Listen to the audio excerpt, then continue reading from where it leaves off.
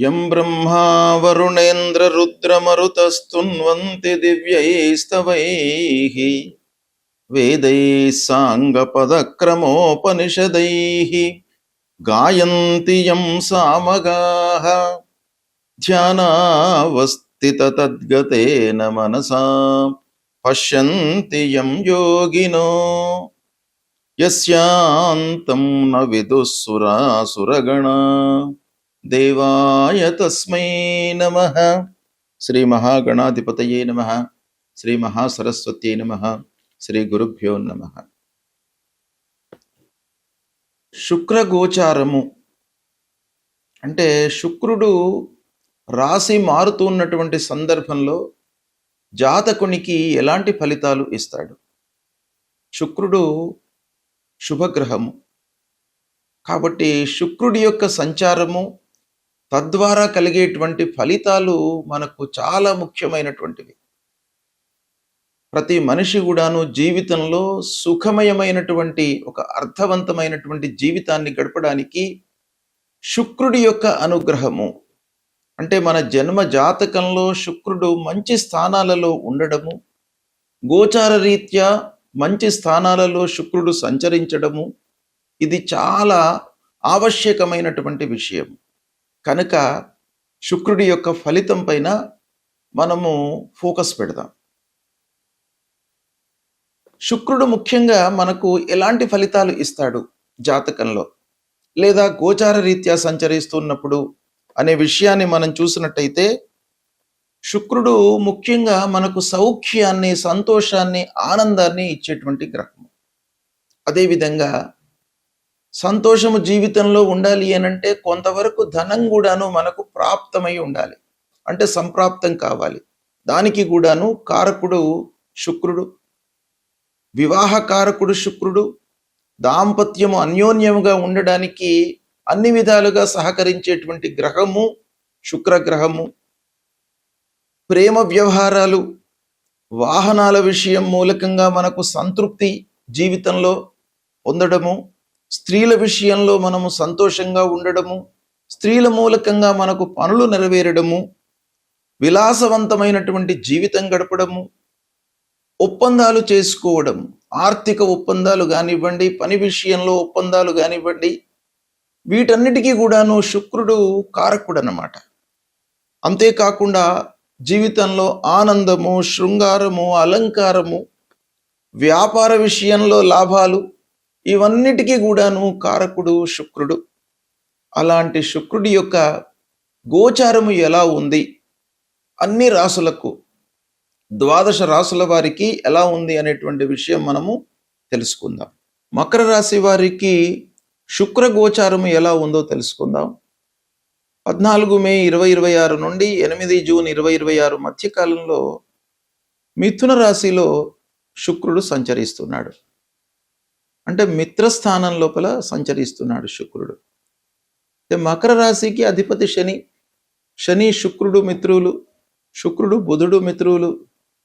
ఇలా మనకు ఈ శుక్రుడు, శని, బుధుడు వీళ్ళ మధ్యన సఖ్యత ఉంది. అయితే మకర రాశి వారికి శుక్రుడు మిథునంలో సంచరిస్తున్నాడు గనక 6వ స్థానం అవుతుంది. 6వ స్థానము గోచార రీత్యా ప్రతికూలమైనటువంటి స్థానం. అయితే ఈ ఒక్క స్థానము మూలకంగా మనకు ప్రతికూల ఫలితాలు ఉన్నప్పటికీ ఓవరాల్ కాంబినేషన్ చూసినట్టయితే మీకు మంచి ఫలితాలే ఎక్కువగా కనబడుతున్నాయి. కాబట్టి మనము 6వ స్థానం లోపల సంచారం గనక పోటీతత్వం బాగా పెరుగుతుంది. ఎవరికి?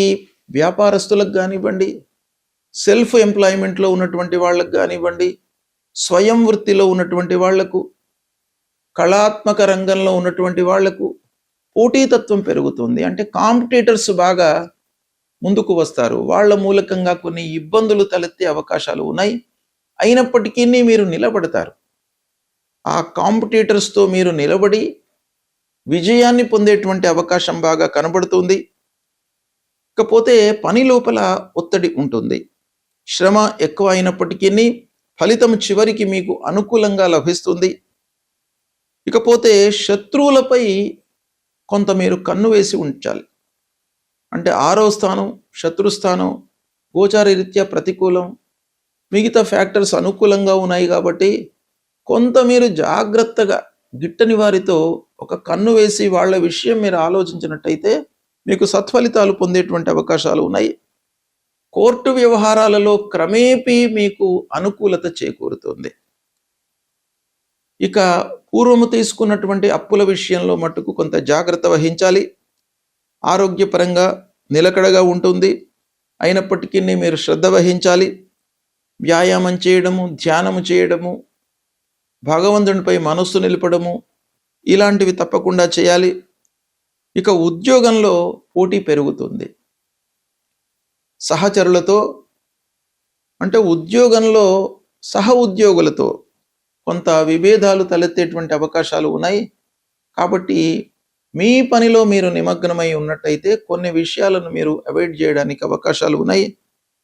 ఇక వ్యాపారస్తులకు ఖర్చులు బాగా పెరిగే సూచనలు ఉన్నాయి.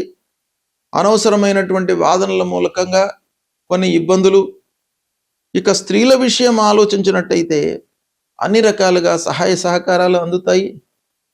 కొంత మాటకు కట్టుబడి ఉన్నట్టయితే కుటుంబంలో మీ మాట చెల్లుబాటు అవుతుంది. చిన్న చిన్న విభేదాలు వచ్చినప్పటికీ ఫైనల్గా మీ మాటకు అందరూ కూడాను గౌరవాన్ని ఇస్తారు. విద్యార్థులకు శ్రమతో కూడుకున్నటువంటి ఫలితాలు ఉంటాయి.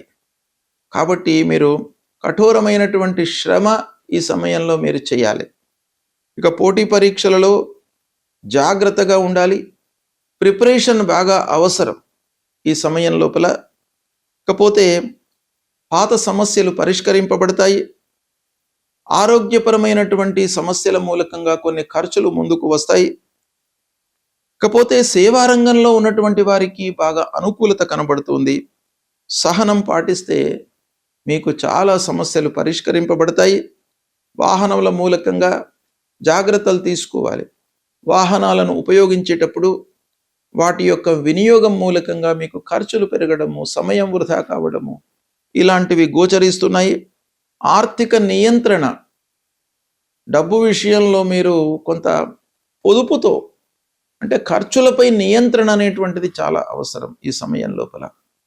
ఇలా ఓవరాల్గా చూసినట్టయితే మకర రాశి వారికి షష్ఠమ స్థానంలో శుక్రుడు సంచరిస్తున్నప్పటికీ శని, శుక్రుడు, బుధుడు ఈ కాంబినేషన్ మీకు చాలా అనుకూలమైనటువంటిది కనుక మీరు శ్రమ చేసినట్టయితే, కష్టపడినట్టయితే మీకు తప్పకుండా మంచి ఫలితాలు కలుగుతాయి. విద్యార్థులు కూడాను కొంత శ్రమతో మీరు ఏకాగ్రతతో చేసినట్టయితే పోటీ పరీక్షలలో మంచి స్థాయిలో నిలుస్తారు. కొన్ని విషయాలలో జాగ్రత్తలు తీసుకోవడము ఈ సమయంలో అవసరం. శుక్ర గోచారము అత్యంత ప్రాధాన్యతను సంతరించుకున్నటువంటి సంచారము. శుభగ్రహాలలో శుక్రుడు చాలా ముఖ్యమైనటువంటి గ్రహము. అయితే ఇలాంటి శుక్రుడు ప్రతికూలంగా ఉన్నప్పుడు, అంటే సాధారణంగా శుక్రుడికి గోచార స్థానాలు ఎక్కువగా చెప్పబడి ఉన్నాయి. అంటే శుభ స్థానాలు ఎక్కువగా ఉన్నాయి. 12 స్థానాల లోపల 9 స్థానాలలో సంచరిస్తున్నటువంటి సమయంలో శుభ ఫలితాలను ఇస్తాడు. కేవలము శుక్రుడికి కవి అగ దశ షడ్ వర్జ అన్నారు శాస్త్రం. అంటే శుక్రుడు 6వ స్థానము, 7వ స్థానము, 10వ స్థానము, ఈ 3 స్థానాలలో సంచరిస్తున్నటువంటి సమయం లోపల ప్రతికూలమైనటువంటి ఫలితాలు ఇస్తాడు. మిగతా అన్ని స్థానాల లోపల కూడాను శుభ ఫలితాలను ఇస్తాడు. అంటే దాదాపు 9 స్థానాలలో శుభ ఫలితాలను, 3 స్థానాలలో సంచరిస్తున్నప్పుడు ప్రతికూలమైనటువంటి ఫలితాలను ఇస్తాడు. అంటే సాధారణంగా శుక్రుడి యొక్క సంచారము 75% మనకు మంచి ఫలితాలను ఇచ్చే అవకాశాలు ఉంటాయి. అయితే ఈ స్థానము, గోచార స్థానము ఒకటే కాకుండా రాశి అధిపతి, మన రాశికి అధిపతి ఎవరు? ఈ శుక్రుడు మన రాశికి ఎలాంటి సంబంధం ఉంది? శుక్రుడు ఏ రాశిలో సంచరిస్తున్నాడు? ఈ సంచరిస్తున్నటువంటి సమయంలో ఏదైనా పాపగ్రహ వేద ఉందా? విపరీత వేద ఏదైనా ఉందా? వీటన్నిటిని కూడాను పరిగణనలోకి తీసుకోవాలి. ఓవరాల్గా మనకు ప్రతికూలంగా ఉన్నప్పుడు మనం ఏం చేయాలి? సాధారణంగా 6, 7, 10 ఈ స్థానాల్లో సంచరిస్తున్నప్పుడు మనకు దుష్ప్రభావాన్ని ఇచ్చేటువంటి అవకాశాలు ఉన్నాయి. తద్వారా ఎలాంటి ఫలితాలు వస్తాయి దుస్థానాలలో సంచరిస్తున్నప్పుడు అనంటే, ఖర్చులు పెరుగుతాయి, మానసికంగా ఒత్తిడి పెరుగుతుంది, దాంపత్య విషయాలలో కొన్ని ఇబ్బందులు. శుక్రుడు దాంపత్యానికి కారకుడు కాబట్టి మనకు గోచార రీత్యా ప్రతికూలంగా సంచరిస్తున్నప్పుడు భార్యాభర్తలు కొంచెం సహనంతో ఉండాలి. అంటే వాళ్ళ విషయం లోపల కొంత జాగ్రత్త అవసరము. విలాసవంతమైనటువంటి ఖర్చులు పెట్టిస్తాడు కాబట్టి ఆ ఖర్చుల నియంత్రణ కూడాను మనకు అవసరము. అయితే ఇవన్నీ ఉన్నప్పటికీ పరిహారం మనం ఏం చేసుకోవాలి అనేటువంటి విషయం కూడాను ప్రధానమైనటువంటి అంశము. అయితే శుక్రుడు ప్రధానంగా ప్రతికూలంగా ఉన్నప్పుడు మనము శుక్రుడికి సంబంధించినటువంటి మూలమంత్ర జపం చేసుకోవడము, మహాలక్ష్మి అష్టోత్తరాన్ని ప్రతినిత్యం కూడాను పఠించడము,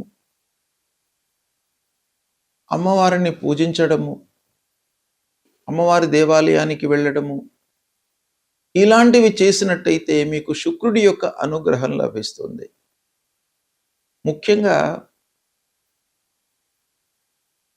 తెల్లటి వస్త్రాలను మీరు ఎక్కువగా ధరించండి ఈ సమయం లోపల. తద్వారా మీకు శుక్రుడి యొక్క అనుగ్రహం లభిస్తుంది, మీకు మంచి ఫలితాలను ఇస్తాడు. కనుక భగవంతుణ్ణి మనము స్మరించడము, కీర్తించడము, పూజించడము ఈ సమయం లోపల చాలా అవసరము. అది చేయండి. శుక్రుడు మీకు ప్రతికూలంగా ఉన్నప్పటికీ ఆనందమయమైనటువంటి జీవితాన్ని ఇస్తాడు. శుభం.